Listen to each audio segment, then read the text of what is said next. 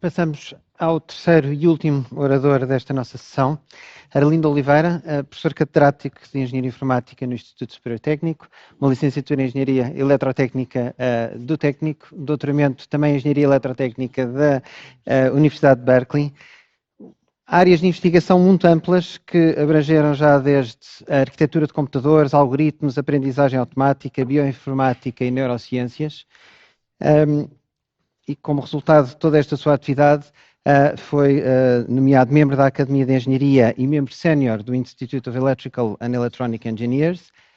Atualmente, a sua day job é presidente do Instituto Superior Técnico e que, de facto, presumo que lhe ocupará a maior parte do tempo, mas a verdade é que, em conjunto com essa sua atividade como presidente do Instituto Superior Técnico, tem vindo a conseguir ter uma atividade intensa de reflexão sobre estes assuntos de que estamos hoje aqui a falar e, em particular, publicou o Muito Bem-Sucedido e traduzido em várias línguas o livro The Digital Mind, How Science is Redefining Humanity. Arlindo, passo a palavra. Okay. Muito obrigado, Tiago. Boa tarde a todos. É um prazer estar aqui. Esta sessão, como têm presente, é dedicada às especulações. Ouvimos falar na primeira sessão, que aqui tiveram a oportunidade de estar sobre aplicações. Ouvimos o Mário Figueiredo e outras pessoas falar das numerosas aplicações de inteligência artificial.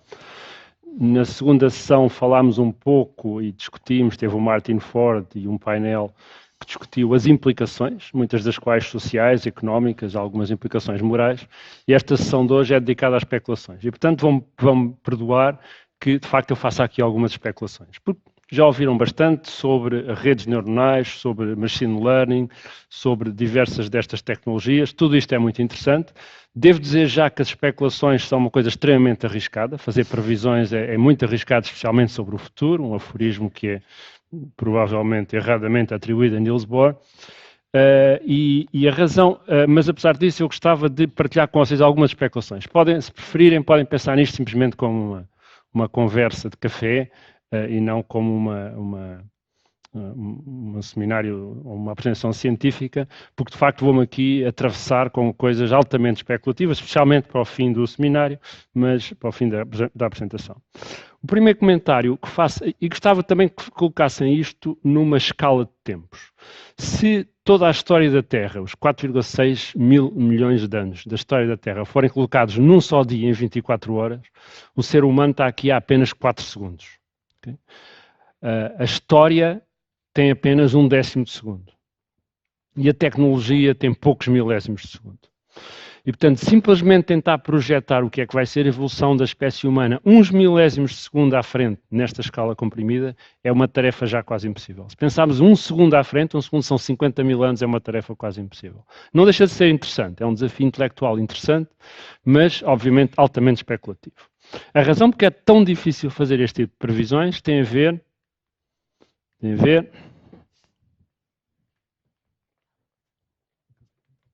bocadinho de ajuda aqui.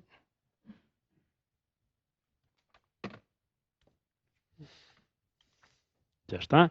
Tem a ver com o que já ouviram falar, a lei de Amara, esta tendência que nós temos de subestimar o desenvolvimento de uma tecnologia no longo prazo, enquanto que temos também a mesma tendência para a sobreestimar no curto prazo. Isto tem a ver justamente com uma evolução, matematicamente isto é uma exponencial, mas é obviamente uma curva que acelera permanentemente a uma taxa constante de aceleração. E, por exemplo, se vimos ali a azul uma suposta tecnologia, já vos dou um exemplo, e fizemos uma extrapolação linear, ali, por exemplo, a 5 anos somos um bocadinho otimistas demais. A tecnologia não evoluiu tanto como estávamos à espera. Há 10 anos estamos mais ou menos certos. Mas a mesma curva de evolução tecnológica, se eu projetar para 20 anos, estão a ver que aquela curva a vermelho agora subestima fortemente a evolução, e se eu projetar simplesmente 40 anos no futuro, nem sequer se pode dizer que seja realmente uma projeção, é uma adivinha totalmente falhada de onde é que vai parar a tecnologia. Isto é característico das curvas exponenciais, elas crescem muito mais rapidamente do que nós estamos à espera, aliás é devido ao crescimento exponencial que a vida tomou conta da Terra, as células multiplicam-se exponencialmente, e há muitos fenómenos deste crescimento exponencial. Desta evolução exponencial, a mais conhecida é justamente a tecnologia digital, que resulta de uma lei empírica que é conhecida como a lei de Moore. O que estão a ver aqui é o número de transistores que foram fabricados no planeta Terra até um certo ano, no caso presente até o ano 2000, e se vocês virem ali, temos cerca de portanto, 1 milhão de milhões, ou seja, 1 bilhão em português de transistores que foram fabricados até o ano 2000. E quando olham para ali podem pensar, bom, de facto, foi mais ou menos ali que apareceu a internet, entre 95 e 2000, a internet, a web, a World Wide Web, as pessoas começaram a usar a World Wide Web e aquele crescimento muito rápido aconteceu naquela altura por causa disso. Mas esta mesma curva, se eu fizer 10 anos para a frente, vão ver que não aconteceu realmente nada ali entre 95 e 2000 e que toda a grande explosão da tecnologia aconteceu aqui entre quando apareceram os smartphones e quando cada um de nós passou a ter no seu bolso um supercomputador. Um supercomputador que, se fosse feito com as válvulas com que eram construídos os transistores os computadores há 50 anos atrás, ocuparia um espaço igual ao estádio do Benfica. Portanto, só para terem uma ideia do que é que esta evolução exponencial criou em 50 anos, a lei de Moore. Mas, curiosamente, se eu andar mais 10 anos para a frente, sempre a mesma curva, só muda a escala vertical, o que eu vejo é que, de facto, não aconteceu nada de particularmente interessante até há 2 ou 3 anos atrás e a real explosão tecnológica está a ocorrer agora, no dia em que estamos. Ok? E podíamos ficar descansados com isso. Agora é que é realmente a zona de maior aceleração, mas já conseguem adivinhar que se eu andar mais 10 anos para a frente, vamos olhar para estes anos como anos particularmente calmos e onde a tecnologia praticamente não evoluía e onde as coisas eram muito estáveis. É verdade que esta evolução exponencial não vai durar para sempre, nenhuma evolução exponencial pode durar para sempre no mundo físico, mas ainda pode durar muitas décadas. E as tecnologias sucedem-se e, portanto, esta era a primeira nota que eu vos queria deixar. É extremamente difícil fazer previsões a longo prazo e, portanto, algumas das coisas mais estranhas que eu possa referir, não se esqueçam disto. Podem vir a ser possíveis pela simples razão de que a tecnologia evolui de forma exponencial.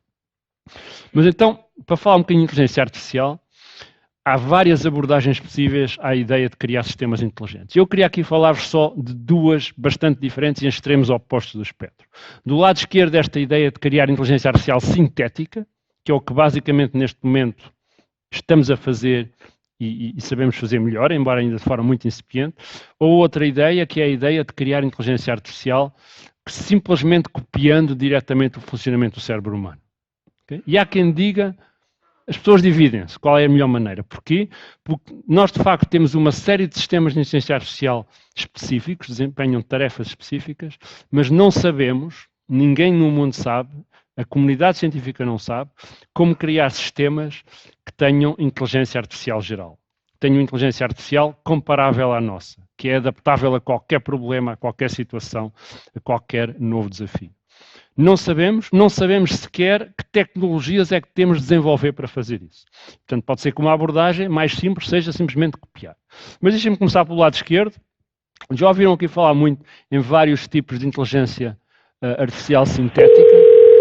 O que vão ouvir é um sistema da Google.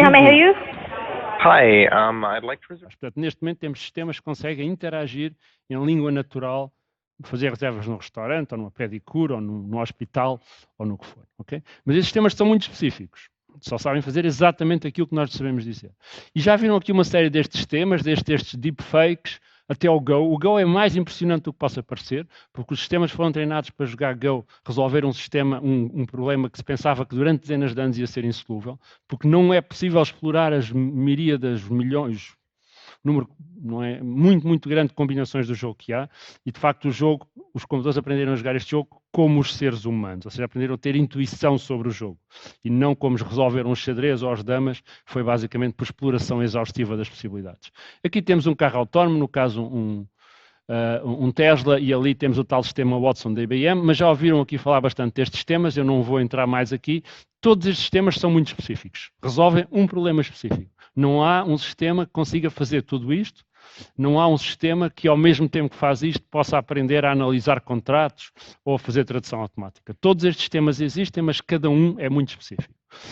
O objetivo último da inteligência artificial é justamente o desenvolvimento de uma inteligência artificial geral. Uma inteligência artificial que pode ser colocada perante qualquer problema e resolver esse problema. Da mesma maneira que nós podemos ser colocados perante qualquer problema e resolvê-lo. Há quem diga, então, provavelmente a melhor maneira aí é copiar diretamente o cérebro humano. Okay? Nós sabemos que o cérebro humano é inteligente. Certo? Pelo menos a maior parte das pessoas. Portanto, se nós copiarmos diretamente o funcionamento do cérebro humano, temos aí um sistema que é uma inteligência artificial geral. Há logo uma pergunta interessante que é, não é? Veja lá, será que eu estou muito longe? Não. Não deve ser isso. Nós, provavelmente, muitos de vocês ouviram que o cérebro humano, aliás, o André acabou de referir aqui uma estimativa um bocadinho otimista do potencial computacional do cérebro humano, que o cérebro humano é muito mais poderoso do que qualquer computador. Isso não é bem verdade. Eu refiz as contas que o von Neumann fez em 1957, poucos meses antes de morrer, onde comparou o poder computacional do cérebro humano com o poder de um computador. Os cérebros humanos são muito parecidos agora com o que era em 1957, como devem calcular, os computadores evoluíram imensamente. Um cérebro humano tem qualquer coisa como, estes números são em inglês, 100 mil milhões, à volta de 100 mil milhões de neurónios, cada um deles ligado a talvez 10 mil outros neurónios, tem um total de qualquer coisa como 10 elevado a 15, ou seja, 10 seguido de 15 zeros, de interligações entre os neurónios, que se chamam sinapses. Uma sinapse simplesmente passa um sinal de um neurónio para o outro. Faz o mesmo que num circuito integrado um transistor faz. Passa um sinal elétrico de um fio para o outro. Okay? Estas ligações funcionam na ordem dos milissegundos. Portanto, um cérebro humano tem uma capacidade computacional à volta de 10 elevado a 18, tal hexa.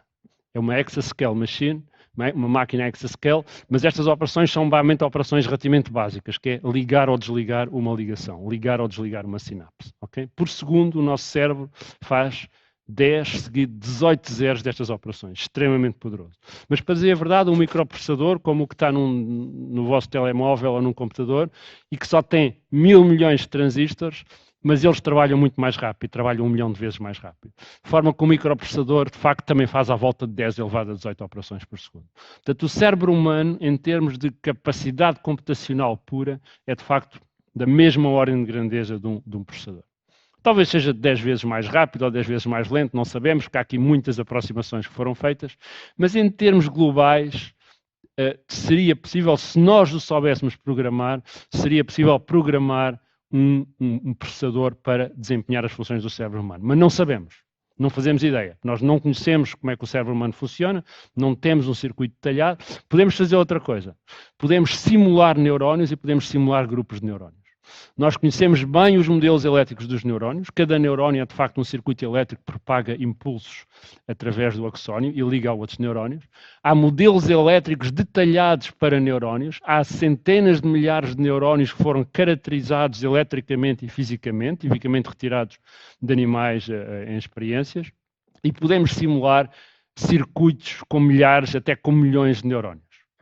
São precisos computadores muito rápidos para isso e, de facto, se nós tentarmos usar, estava ali, era uma simulação de 12 mil neurónios, que foi feita num computador na Suíça, ou Blue Gene, mas mesmo que eu usasse o supercomputador mais rápido do mundo, que neste momento é o Summit, e usasse este supercomputador para simular um cérebro humano ao nível elétrico, ele seria milhões de vezes mais lento do que tempo real. Talvez 1 milhão, talvez 3 milhões de vezes mais lento do que tempo real. Portanto, um supercomputador que gasta dezenas de megawatts, uma potência enorme, para simular ao nível elétrico um cérebro humano, que só gasta 20 watts, por falar nisso, uma pequena lâmpada, seria, e em termos de energia, seria muito, muito, muito ineficiente.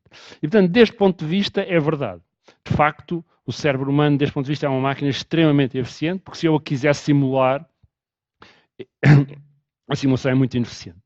Mas, claro, que se eu quiser simular um furacão, a simulação também é muito ineficiente. Se eu quiser simular um avião num túnel de vento, a simulação também é muito eficiente. Portanto, aqui a simulação física é sempre muito ineficiente. Mas a questão interessante é que mesmo que eu admitisse que os computadores vão continuar a desenvolver-se, e vão continuar a desenvolver-se muito rapidamente, eu não tenho o modelo elétrico de um cérebro. É extremamente difícil obter um modelo elétrico de um cérebro. E eu posso obter muita informação sobre a maneira como os neurónios estão interligados entre si. Se eu usar ressonância magnética nuclear, uma técnica não invasiva, eu posso obter aliás, lindíssimas imagens do funcionamento do cérebro humano. Posso saber que zonas do cérebro é que estão ligadas a que outras zonas do cérebro. Posso obter, digamos, o esquema grosseiro de interligação entre partes do cérebro, mas não posso obter os esquemas de interligação entre neurónios. Porquê? Porque os neurónios são muito pequenos, esta tecnologia não tem a resolução suficiente. Se eu quiser ter o esquema elétrico do cérebro, tenho de usar uma coisa ligeiramente mais invasiva, que corresponde basicamente a encurtar o cérebro às fatias, em fatias extremamente finas, meter cada uma destas fatias num microscópio eletrónico, ok?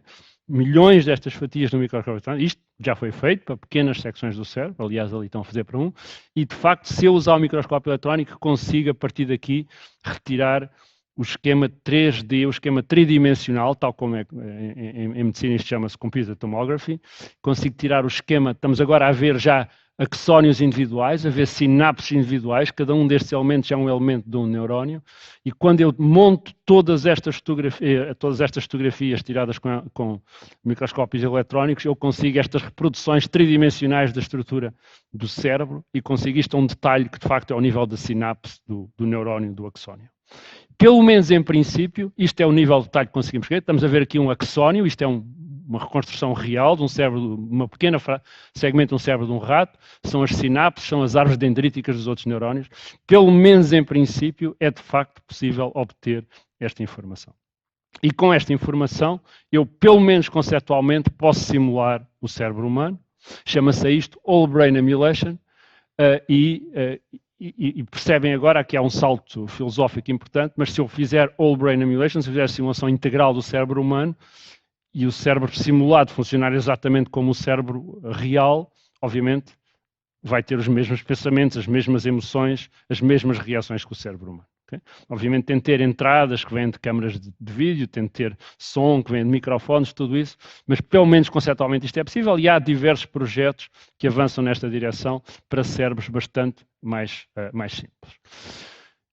Há uma série de objeções a estas ideias, uma série de objeções à ideia de que as máquinas podem ser verdadeiramente inteligentes e tão flexíveis como o ser humano. O Alan Turing, no famoso artigo de 1950, analisou quase todas estas objeções e, a meu ver, demoliu-as de maneira bastante eficaz. A primeira e talvez a mais interessante era o argumento que era apresentado e continua a ser que só a alma é que nos dá a capacidade de ser inteligente, as máquinas não têm alma e, portanto, não podem ser inteligentes. O Alan Turing argumentou, eu de teologia de facto não percebo muito, mas parece-me que quando as pessoas dizem que o Todo-Poderoso não pode dar alma a uma máquina, estão a limitar indevidamente o poder do Todo-Poderoso, que por definição é Todo-Poderoso e, portanto, há de poder dar a alma a uma máquina se assim o entender. Há outras objeções interessantes, que só sistemas conscientes podem ser inteligentes, mas também não sabemos bem o que é a consciência, continua a ser um mistério, embora, a meu ver, um mistério cada vez menos obscuro e cada vez mais em fase de solução, e mais uma série de objeções mais técnicas que são relativamente fáceis de desmontar. A conclusão que se tira é que, de facto, praticamente todas estas objeções são ultrapassáveis pela tecnologia no médio ou no longo prazo.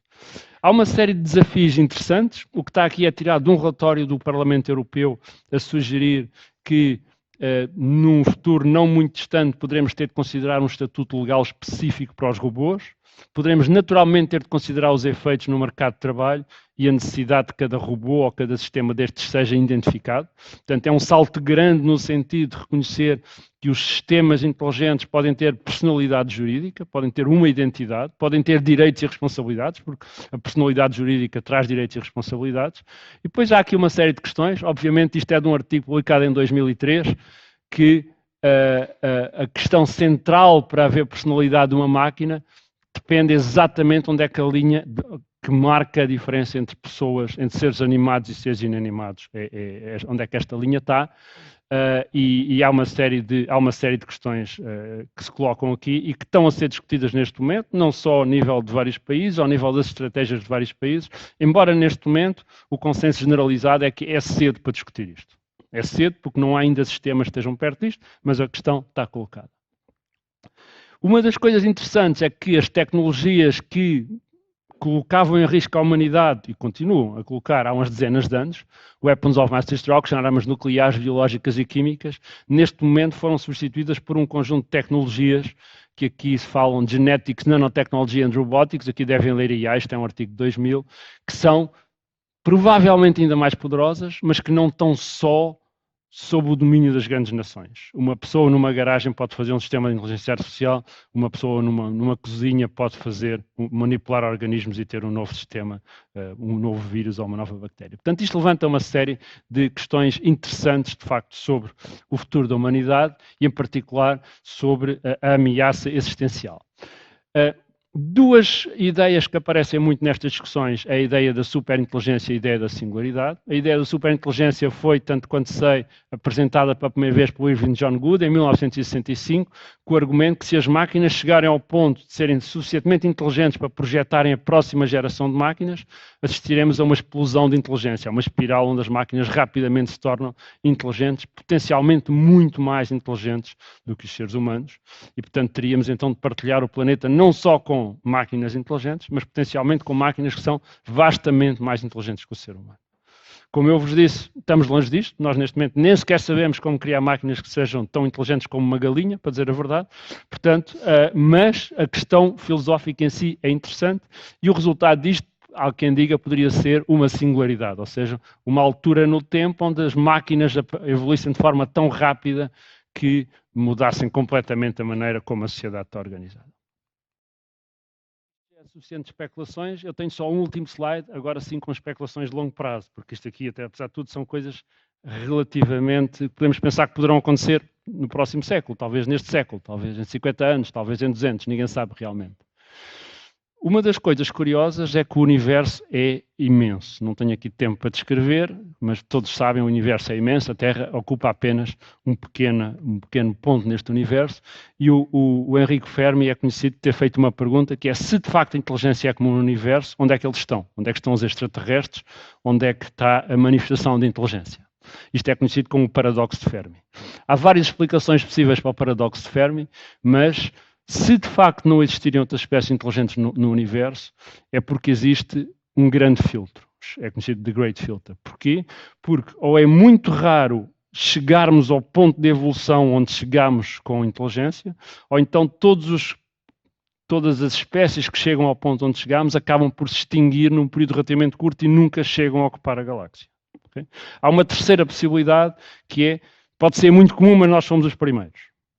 Portanto, o grande filtro, de facto, só deixa 3 alternativas. Se não houver outras espécies inteligentes, ou fomos os primeiros, ou somos muito raros, porque o filtro está no passado e, portanto, é raríssimo chegar onde chegamos, ou então estamos condenados, porque houve muitas civilizações que chegaram onde chegámos, mas todas elas se extinguiram uma vez que não existem. Okay? Portanto, esta ideia do grande filtro é bastante poderosa e tem consequências. Em qualquer dos casos, deixa-nos uma responsabilidade. Deixa-nos a responsabilidade de, se de facto somos raros ou os primeiros, ou é raro sobreviver uma civilização, temos uma obrigação de espalhar a inteligência através da galáxia. Lamentavelmente isso não pode ser feito, é extremamente improvável que possa ser feito com corpos humanos. O corpo humano simplesmente não viaja através da galáxia. Aliás, chegar a Marte já vai ser um desafio colossal, sair do sistema solar vai ser um desafio quase intransponível para as tecnologias previsíveis. Portanto, se nós de facto quisermos espalhar a inteligência pela galáxia, a única possibilidade é esta. São sistemas de inteligência artificial que podem espalhar a inteligência humana pela galáxia e criar outras colónias, criar outras civilizações. Ou talvez a alternativa seja outra. Seja simplesmente esquecer o universo e criarmos máquinas e computadores tão poderosos que criam as suas próprias realidades virtuais, os seus universos. Imaginem jogos, mas jogos ultra sofisticados, indistinguíveis do universo. Aliás, até há pessoas que dizem que nós vivemos numa simulação e que, de facto, já estamos a viver numa simulação de uma outra civilização qualquer. Mas a ideia radical disto é que, de facto, podemos transformar toda a massa da Terra, ou do sistema solar, ou da nossa parte da galáxia, em computadores. Chama-se isto tem um nome, é computrónio, e com estes computadores podemos simular mundos tão complexos quanto quisermos, tantos milhões, bilhões, trilhões de seres humanos quanto quisermos, podemos criar uma civilização inteira que corre apenas dentro de computadores. Há até uma teoria que tem uma série de conotações mais espirituais e que é chamada Omega Point, que é aquela ideia que uma civilização suficientemente avançada pode controlar todo o universo e transformar todo o universo num computador gigante e basicamente tornar-se Deus desse ponto de vista, uma vez que controla todo o universo, controla a simulação. Esta teoria do Omega Point é bastante especulativa e não gostaria de ser dada aqui como tendo, digamos, subscrito esta teoria, mas não deixa de haver algo interessante nisto. Uma civilização suficientemente avançada pode, de facto, controlar a tecnologia de maneira que é impensável para agora. Voltando aos meus segundos do princípio, pensemos só andar um segundo para a frente nesta escala em que a Terra é 24 horas, a história da Terra é 24 horas, um segundo para a frente é 50 mil anos. Nós não temos nenhuma possibilidade de antecipar o que é que vai ser a tecnologia daqui a 50 mil anos. Muito menos daqui a 1 minuto, que seriam 3 milhões de anos. Okay? Portanto, isto aqui dá-nos uma ideia da humildade que devemos ter quando tentamos antecipar projeções de evolução tecnológica, mesmo em períodos tão curtos como 50 mil anos. A tecnologia só tem 250 anos, tecnologia tal como a conhecemos agora. Muito obrigado e deixava-vos talvez com algumas sugestões de leitura, desde um livro sobre a superinteligência, sobre a singularidade, aquele sobre transhumanismo, um livro do Pedro Domingos sobre machine learning, muito interessante, este de um físico do MIT sobre esta expectativa de longo prazo, 2 livros meus, um em português, outro em inglês, mas também está traduzido, e um livro do David Deutsch, que basicamente argumenta que, de facto, o poder da inteligência humana e da tecnologia é infinito e poderá acabar por abarcar todo o universo. Obrigado.